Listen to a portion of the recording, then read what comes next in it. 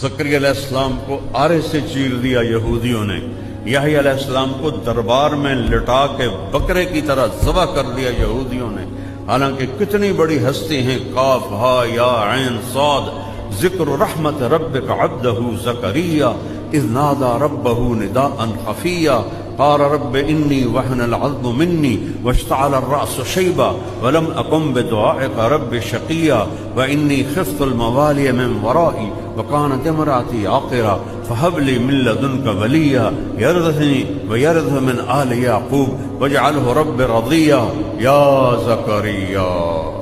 جس کو رب آسمانوں سے پکارے وہ کتنی بڑی ہستی ہوگا. انا نبشرک بغلام اسمہ یحییٰ لم نجعل له من قبل سمیا. ہم تو یہ بیٹے کی بوڑھے ہو گئے تھے، میاں بیوی دونوں. تو حضرت مریم کے پاس گیا نا تو ان کی کفالت نہ دی. دیکھا تو گرمی میں سردی کے پھل، سردی میں گرمی کے پھل.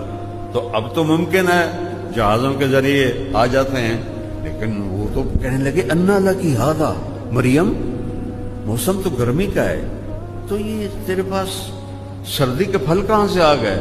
قالت هو من عند اللہ، کہ یہ اللہ نے بھیجے ہیں.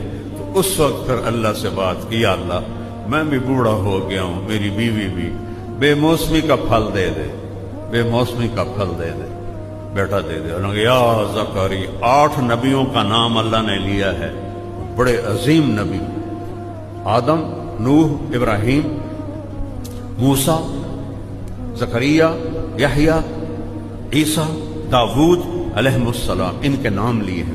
یا زکریا انا نبشرک بغلام اسمہ یحییٰ، ہم تمہیں بچے کی بشارت دیتے ہیں اور نام اس کا یحییٰ رکھتے ہیں. اتنے بڑے نبی آرے سے چیر دیا زکریا علیہ السلام یہودیوں نے. اور وہ جو بادشاہ تھا اس کی ایک معشوقہ تھی، اس نے کہا کہ میں تب تیرے پاس لیٹوں گی جب تو یحییٰ کی گردن میرے سامنے لائے. تو اس نے یحییٰ علیہ السلام کو ایسے بکرے کی طرح ذبح کروا دیا.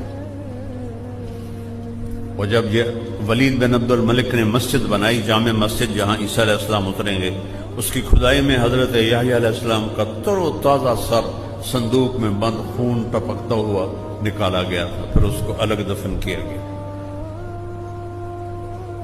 تو یہ دنیا میں ہم امتحان میں ہیں، یہ نتیجے کی